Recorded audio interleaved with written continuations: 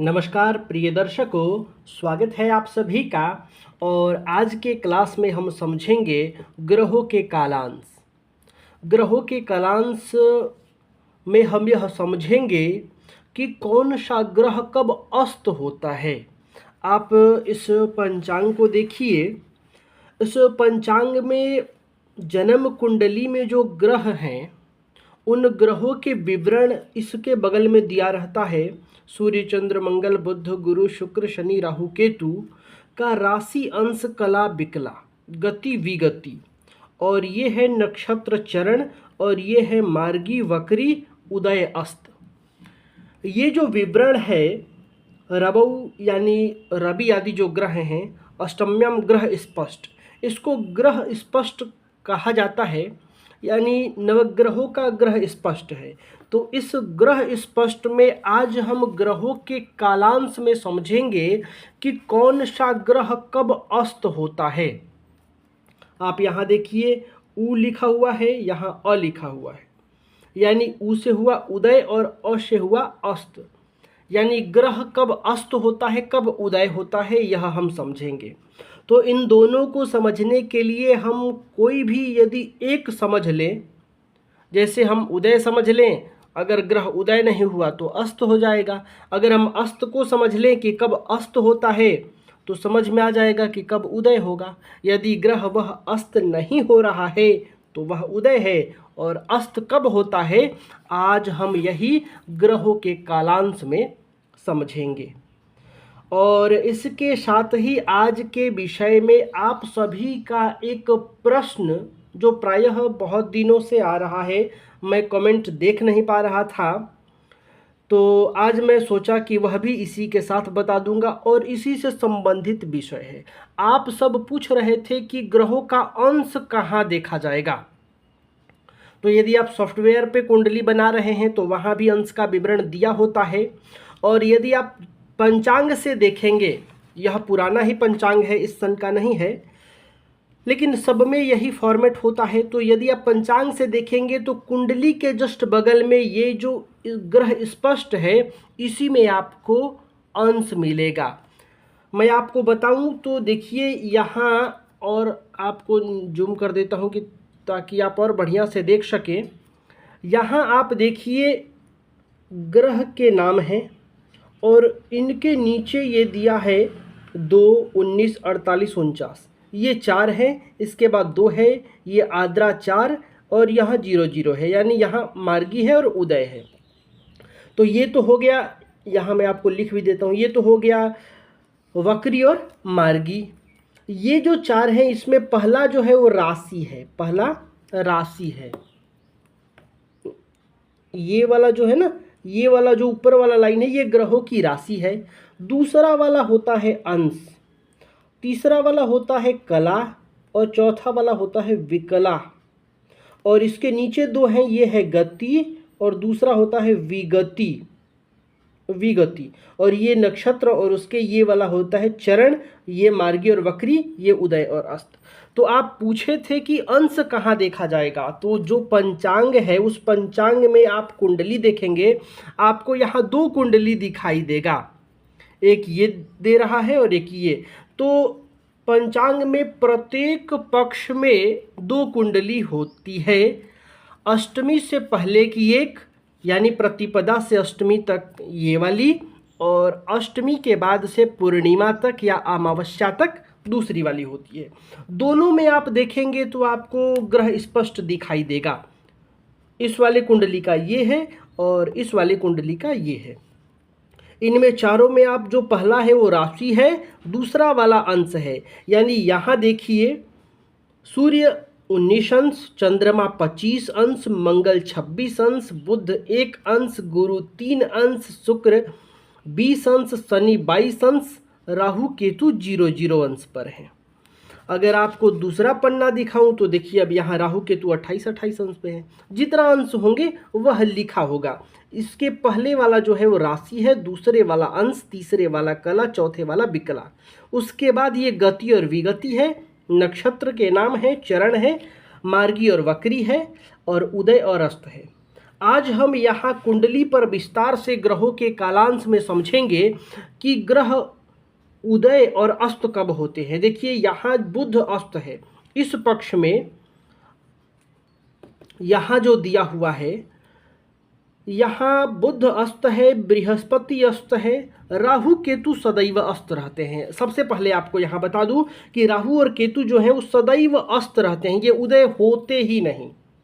और सूर्य कभी अस्त नहीं होता और कभी वक्री नहीं होता, मार्गी और उदय हमेशा रहता है। अब आइए इसके सूत्र को समझते हैं, हम ग्रहों के कालांश को समझते हैं। मैं उम्मीद कर रहा हूं कि आप समझ गए होंगे कि ग्रहों का अंश कहाँ से देखा जाएगा। अब रहा बात कि पंचांग में तो दिया रहता है, लेकिन सबके कुंडली में हर एक पंचांग से नहीं निकलेगा, किसी भी एक पंचांग से सबके कुंडली का अंश नहीं निकलेगा। आपका जन्म जिस सन में है उस सन का पंचांग उठाइए, जिस महीने में जन्म हुआ है वह महीना खोलिए, और जिस डेट पर आपका जन्म हुआ है वह डेट खोलकर उस तिथि का ग्रह स्पष्ट निकालकर आप ग्रहों के अंश देख सकते हैं। अब आइए ग्रहों के कालांश को समझते हैं। प्रिय दर्शकों, ये देखिए यहाँ आप इतना देखिए, फिर ये सूत्र है। यह तो सर्वविदित है कि सूर्य का प्रकाश सर्वाधिक होता है। आप सभी जानते हैं, हम भी जानते हैं कि सूर्य की प्रचंड रोशनी के आगे सब ग्रहों की रोशनी फीकी पड़ जाती है, मंद पड़ जाती है। तो वही कह रहा है कि यह तो सर्वविदित है कि सूर्य का प्रकाश सर्वाधिक है, सबसे अधिक है। इसी कारण सूर्य को सब ग्रहों का राजा कहा गया है। दूसरा ग्रह, अब यहाँ से बहुत महत्वपूर्ण लाइन है, दूसरा ग्रह जब सूर्य के निकट पहुँचता है तब सूर्य की प्रचंड किरणों के आगे उसकी ज्योति यानी उस ग्रह का, दूसरे ग्रह का प्रकाश मंद पड़ जाता है, यानी फीका पड़ जाता है, कम पड़ जाता है। तब उस ग्रह को अस्त की संज्ञा दी जाती है। आप यहाँ भी जोर दीजिएगा, ध्यान दीजिएगा, संज्ञा दी जाती है। अस्त का मतलब ऐसा नहीं है कि उस ग्रह का लोप हो गया, वो ग्रह ही नहीं है, उसका अस्तित्व ही नहीं है, ये मतलब नहीं होगा।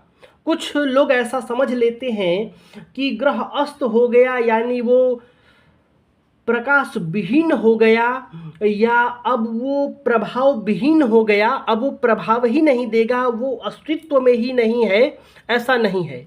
उसको संज्ञा दी जाती है प्रकाश अस्त की, प्रकाश मंद पड़ने के कारण, ज्योति मंद पड़ने के कारण। हालांकि उसका अस्तित्व होता है, लेकिन अब उसकी ज्योति मंद क्यों पड़ती है? क्योंकि उसके सामने सूर्य की प्रचंड किरणें होती हैं। अब आप इसको इस तरह से समझ सकते हैं कि मान लीजिए एक हाइलोजन आपने जला रखा है और उसके आगे आप एक कम वाट का बल्ब जला दें, तो आपको ऐसा महसूस होगा कि उस जो आपने कम वाट का बल्ब जलाया है उसका तो प्रकाश दिख ही नहीं रहा है। आप टॉर्च लेकर सूर्य को टॉर्च दिखाने चल दें तो आपको ऐसा महसूस होगा कि टॉर्च से रोशनी ही नहीं आ रही है, लेकिन रोशनी आती तो है लेकिन महसूस नहीं होता है। तो इसी अवस्था में, ऐसा ही अवस्था ग्रहों के साथ होता है जब चंद्र, मंगल, बुध, गुरु, शुक्र, शनि, राहु केतु तो अस्त होते ही नहीं हैं, वो छाया ग्रह हैं, वो तो स्वयं प्रकाश विहीन है। लेकिन प्रकाश विहीन माना जाता है चंद्रमा को भी, क्योंकि इसका अपना प्रकाश नहीं है, यह भी सूर्य के प्रकाश से प्रकाशित होता है, लेकिन ये छाया ग्रह नहीं है। लेकिन राहु केतु छाया है, इसलिए वो अस्त नहीं होते हैं। बाकी ये जो ग्रह हैं, ये 6 ग्रह जब सूर्य के निकट जाते हैं तो सूर्य के प्रकाश के कारण इनका जो प्रकाश है वो कम पड़ जाता है, इसलिए इन ग्रहों को अस्त की संज्ञा दी जाती है। कौन ग्रह सूर्य के कितने निकट यानी कितने अंशों की दूरी पर अस्त होता है, इसका विवरण इस प्रकार यहाँ आपको मिलेगा। अब निकट पहुँचने पर तो ये आप तय कैसे करेंगे? जैसे मान लीजिए कि आप सड़क पर हैं तो आप किलोमीटर से तय कर लेंगे कि कितना दूरी है, हम कितने दूर आ गए हैं। तो यहाँ ग्रहों की दूरी कैसे तय होगी? तो ग्रहों की दूरी अंशों से तय होगी। इसीलिए आज मैं आपको पंचांग पर बताया कि अंश कहाँ देखेंगे। तो किस ग्रह का अंश देखेंगे? तो आप दोनों ग्रहों का अंश देखेंगे। अभी आपको यहाँ समझाऊंगा विस्तार से।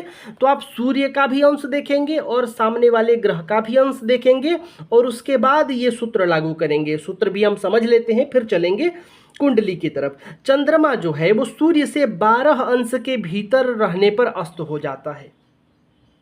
मंगल 17 अंश के भीतर रहने पर अस्त हो जाता है। आप इसको नोट कर सकते हैं, याद करेंगे आप, यदि आप फल कथन करना सीखना चाह रहे हैं तो।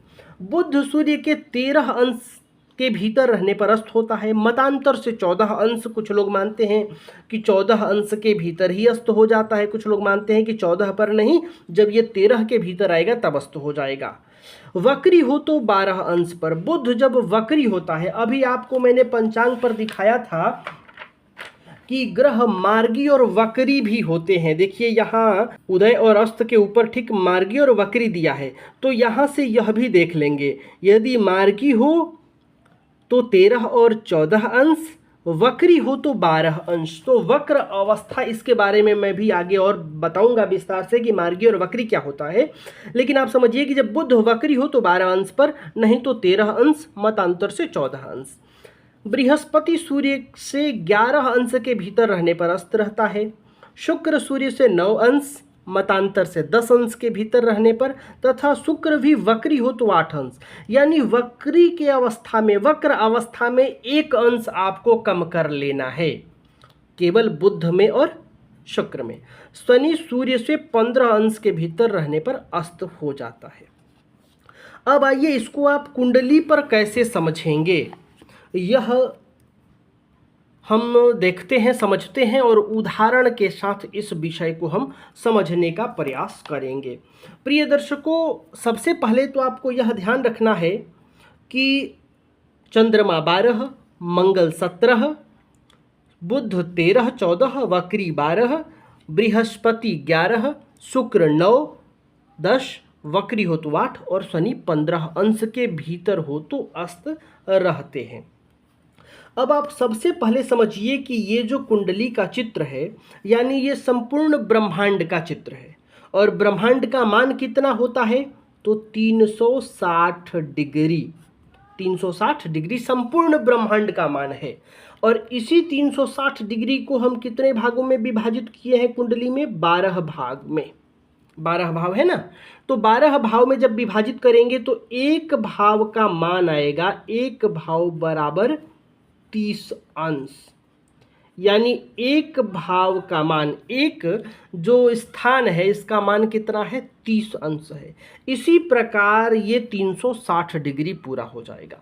तो जैसे हम किलोमीटर देखते हैं सड़क का, वैसे ही यहाँ आप समझ के चलिएगा कि ये 30 अंश का एक डब्बा है, एक स्थान है, दूसरा भी 30 अंश का है। सभी एक का मान है 30 अंश, तो सभी बराबर बराबर 30-30 अंशों में विभाजित हैं। अगर यहाँ से शुरू करें तो 0 से 30 अंश इसका है, फिर यहाँ से 31 से 60 तक इसका है। 30-30 करके आप जोड़ते चले जाइएगा, 30, 60, 90, 120, ऐसे करके आप 12वें भाव तक पहुँचिएगा तो 360 हो जाएगा। अब आपको देखना है कि जन्म कुंडली में मान लीजिए सूर्य ग्रह यहाँ पर बैठे हुए हैं। कोई भी ग्रह सूर्य के निकट होगा तभी अस्त होगा, नहीं तो नहीं होगा। तो आप जैसे मान लीजिए सूर्य यहाँ है, तो यहीं पर कोई ग्रह बैठा हो तब यह अस्त होगा, नहीं तो नहीं होगा। कुछ अवस्था में 2 भाव देखना है। सूर्य यहाँ है तो अगले भी भाव में ग्रह अस्त हो सकते हैं। कुछ अवस्था में सूर्य यहाँ है तो पिछले भी भाव में ग्रह अस्त हो सकते हैं। इसके अलावा कहीं भी ग्रह अस्त नहीं होंगे। मतलब कि सूर्य यहाँ है और ग्रह तीसरे भाव में है, यानी सूर्य पहले भाव में है, कोई ग्रह तीसरे में है, चौथे में है या 11वें में है, तो तीसरे से लेकर 11वें तक अस्त नहीं होगा। आपको मैं लग्न से बता रहा हूँ, इसलिए तीसरे से 11वां कह रहा हूँ। अगर मान लीजिए यही सूर्य यहाँ है तो इस भाव में, 6वें भाव में, 7वें में, 8वें में ही कोई ग्रह अस्त हो सकता है, इसके अलावा भावों में नहीं होगा। ये आपको ध्यान रखना है। अब आपको देखना है कि ये जो सूर्य है यहाँ कितने अंश का है। पहले सूर्य का अंश देखेंगे, इसके बाद देखेंगे कि जो ग्रह अस्त होने वाले हैं कौन कौन से, 6 ही ग्रह, चंद्रमा, मंगल, बुध, गुरु, शुक्र और शनि। तो ये जो ग्रह हैं वो कितने अंश के हैं। तो उदाहरण के लिए हम मान लेते हैं कि ये जो सूर्य है यहाँ 20 अंश का है। तो आप यहाँ गणना इस प्रकार से करेंगे कि ये जो भाव है कितने अंश का है, 30 अंश का है। तो ये 30 अंश कहाँ से शुरू होगा, 0 से 30, ये पूरा हो जाता है। फिर यहाँ बढ़िएगा तो ये 0 से 30 तक यहाँ भी ग्रह चलेंगे। फिर तीसरे में आइएगा तो 0 से 30 अंश तक यहाँ चलेंगे। यहाँ से आप गिनिएगा तो यहाँ 90 अंश तक हो जाएगा। लेकिन इस भाव का 0 से 30 ही माना जाता है, प्रत्येक भाव 0 से 30। फिर अगला भाव आ जाएगा 0 से 30। इसी प्रकार प्रत्येक भाव 30 का हो गया, लेकिन यहाँ ग्रह 0 से 30 अंश तक ही चलेंगे। अगले भाव में जाते ही वो 0 में हो जाएंगे और 0 से वो 30 तक चलेंगे। लेकिन जब आप अस्त की गणना करेंगे तो जब मान लीजिए इस बॉर्डर के समीप कोई ग्रह होगा, जैसे मान लीजिए यहाँ 20 तक है, सूर्य यहाँ 29 अंश का है, 30 तक चलेंगे, यहाँ 29 तक है, और अगले भाव में कोई ग्रह 1 अंश का है, तो दोनों में 2 अंश का दूरी बन जाएगा। वहाँ मान लीजिए 1 में है और यहाँ 29 में है, तो 1 ही अंश का अंतर पड़ेगा। तो ऐसी अवस्था में आप दोनों ही भावों की गणना कर सकते हैं। दूरी तय करने के लिए आपको तय क्या करना है, दूरी। तो जैसे यहाँ मान लीजिए सूर्य 20 अंश का है और चंद्रमा यहाँ पर बैठे हैं, आपको दिखाई पड़ रहे हैं 12 अंश के। चंद्रमा कितने के हैं, 12 अंश के हैं। तो अब आप कहेंगे कि 12 पे अस्त होता है, तो ऐसे नहीं गणना करना है। 12 के भीतर होने का मतलब है कि सूर्य ग्रह जहाँ है, जिस अंश पर है, उस अंश से चारों तरफ, चाहे आगे या चाहे पीछे, क्योंकि यहाँ से ये हो जाएगा पीछे, ये हो जाएगा आगे, यानी आगे 12 अंश और पीछे 12 अंश, ये दो आप रडार बना लीजिए। इतने अंश के भीतर यदि चंद्रमा आ जाते हैं तो ये अस्त हो जाएंगे, और यदि इससे बाहर रह जाते हैं तो ये अस्त नहीं होंगे। तो अब इन दोनों के बीच दूरी तय करनी है आपको। तो देखिए 0 से 30 में ये जो सूर्य है ये 20 तक चल चुका है, 20 चल गया है, और जो चंद्रमा है वो 0 से 12 तक ही चला है। तो हम 20 से 12 घटा लीजिए, या आप किसी भी प्रकार घटाइए या जोड़ लीजिए कि 12 से 13, 14, 15, 16, 17, 18, 19, 20, आप जोड़कर 8 आगे बढ़ जाइए कि 20 कब आ रहा है, या 20 से 12 घटा लीजिए तो आपको प्राप्त होगा कि 8 अंश चंद्रमा और सूर्य में दूरी है। यानी सूर्य से चंद्रमा कितना दूर है या चंद्रमा से सूर्य कितना दूर है, आपको क्या ज्ञात करना है, दूरी ज्ञात करना है दोनों ग्रहों का। और ये दूरी यदि 12 से कम हुआ, ये 12 से कम हुआ तो चंद्रमा अस्त हो जाएंगे। तो आप देख रहे हैं कि यहाँ 8 अंश की ही दूरी है, तो इस अवस्था में ये चंद्रमा क्या हो जाएंगे, अस्त हो जाएंगे। अब उदाहरण के लिए मान लीजिए कि यही चंद्रमा यहाँ मान लीजिए, इसको हटा दीजिए, 2 अंश का होता। चंद्रमा कितने अंश का होता, 2 अंश का होता, और सूर्य यहाँ 20 अंश का होता। तो इस अवस्था में अस्त होता कि नहीं, यह देख लेते हैं। तो यहाँ 0 से 20 अंश तक सूर्य चल चुका है और चंद्रमा कितना चला है, 0 से 2 अंश तक ही। तो दोनों में दूरी कितनी की हो गई, 18 अंश की हो गई। दोनों में दूरी कितनी की हो गई, 18 अंश, क्योंकि चंद्रमा 2 ही है और सूर्य 20 अंश है। तो इस अवस्था में यहाँ चंद्रमा अस्त नहीं होगा, अस्त नहीं होगा। क्यों, क्योंकि यहाँ चंद्रमा इस वजह से अस्त नहीं होगा क्योंकि यहाँ दूरी जो है वो 18 अंश की हो जाती है। एक और उदाहरण ले लेते हैं। सूर्य यहाँ पर बैठे हैं 25 अंश के।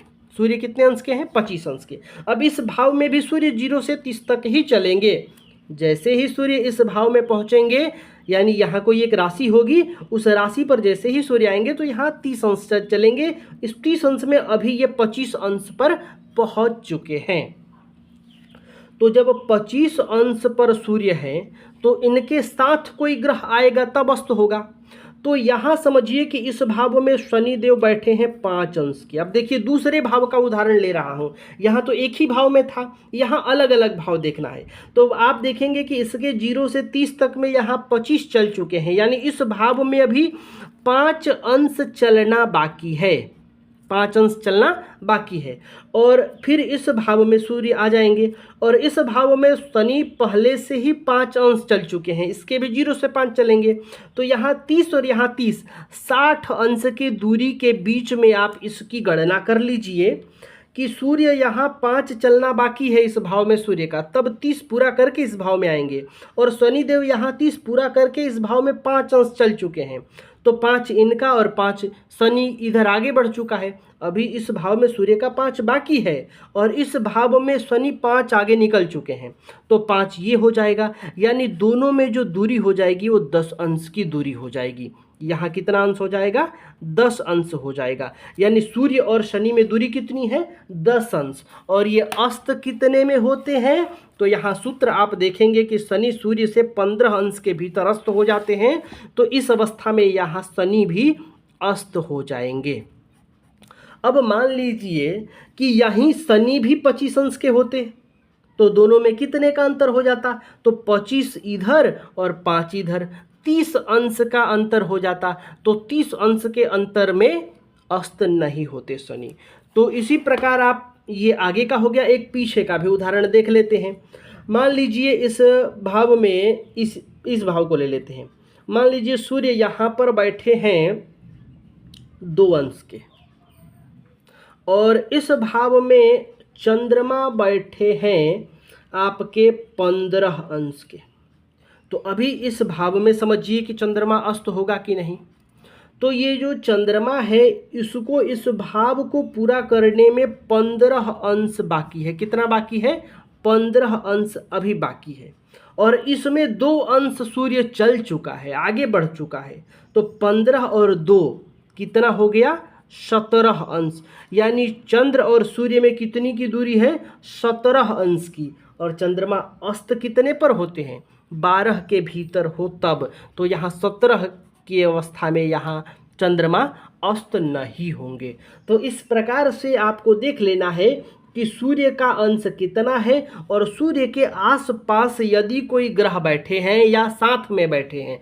आसपास का मतलब यही हो गया कि इस तरह से या पीछे की क्रम में इस तरह से या साथ में बैठे हो। यदि कोई सूर्य के साथ में बैठा है या आसपास बैठा है तो सूर्य का अंश क्या है और उस ग्रह का अंश क्या है, दूसरे वाले ग्रह का अंश क्या है, और दोनों में दूरी कितनी है, दोनों ग्रहों की दूरी कितनी है।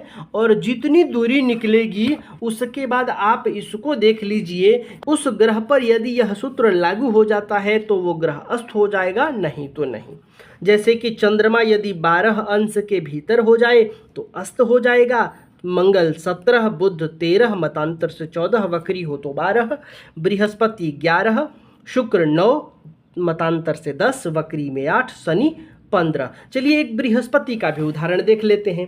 मान लीजिए सूर्य यहाँ है। मैं उम्मीद कर रहा हूँ कि आपको समझ में आ गया होगा। यदि समझ में नहीं आया है तो आप वीडियो के कमेंट बॉक्स में अपना प्रश्न रख सकते हैं। मान लीजिए सूर्य यहाँ 28 अंश का है और बृहस्पति अगले ही भाव में आपको दिखाई दे 2 अंश के, तो दोनों में दूरी कितनी होगी? आपको ये नहीं देखना है कि एक ही भाव में बैठे होंगे तभी ग्रह अस्त होंगे। आगे पीछे के भाव में भी ग्रह अस्त हो सकते हैं जब उनकी दूरी नज़दीक हो। जैसे आप यहाँ देखिए, यहाँ इस भाव का मान कितना है? 30 अंश। इसमें सूर्य 28 चल चुका है। इस भाव का मान कितना है? 30 अंश। इसमें बृहस्पति 2 अंश चल चुके हैं। तो 30 में से इधर बचा 2, इधर कितना बचा? 2 बच गया और इसमें भी 2 बृहस्पति चल चुके हैं। तो दोनों के बीच की दूरी 4 अंश ही तो हुई। तो 4 अंश में बृहस्पति अस्त हो जाएंगे, क्योंकि ये 11 अंश से दूर रहते हैं तब अस्त नहीं होंगे। 11 के भीतर होंगे तो अस्त हो जाएंगे। अब मान लीजिए यही बृहस्पति अगर 21 अंश के हो तो 21 इधर चल चुके हैं, 2 इधर बाकी है, 21 2 हो जाएगा 23 अंश पर ये अस्त नहीं होंगे। क्यों? क्योंकि ये 11 के भीतर ही अस्त होते हैं। तो प्रिय दर्शकों, मैं उम्मीद कर रहा हूँ कि आपको यह विषय समझ में आ गया होगा। ज्योतिष शास्त्र में इसका महत्व है, क्योंकि देखिए जो अस्त ग्रह है वह प्रभाव विहीन नहीं होता है। प्रकाश मंद पड़ने के कारण कुछ प्रभाव कम जरूर देता है, लेकिन प्रभाव विहीन नहीं होता है और वो समझिए कि विलुप्त नहीं होता है, उसका अस्तित्व खत्म नहीं होता है, वह मौजूद। तो देखिए बृहस्पति यदि यहाँ अस्त हो जाए या सूर्य के साथ शनि अस्त हो जाए या सूर्य के साथ चंद्रमा अस्त हो जाए, तो चंद्रमा यहाँ पर है, जितना वो अपना प्रभाव दे सकता है उतना वो छोड़ने का कोशिश करेगा, प्रभाव देने का कोशिश करेगा। लेकिन अब सूर्य की जो ज्योति है वो इतनी प्रचंड है, सूर्य का प्रकाश इतना प्रचंड है कि उसका प्रभाव कम पड़ जाएगा, मंद पड़ जाएगा, धीमा पड़ जाएगा, लेकिन खत्म नहीं होता है। तो इसी प्रभाव को समझने के लिए हमें ग्रहों का कालांश समझना होगा और इस कालांश के विषय में हम ग्रहों के अस्त और उदय अवस्था समझेंगे। अब ग्रह का जब आप अस्त अवस्था समझ लेंगे कि ये कब अस्त होता है, तो आप उदय आपको पता चल जाएगा। मान लीजिए ये ग्रह अस्त नहीं हुआ तो वह उदय है, अस्त हो गया तो वस्त है। तो प्रिय दर्शकों, आज के लिए बस इतना ही। तब तक के लिए हमें अनुमति दीजिए। नमस्कार।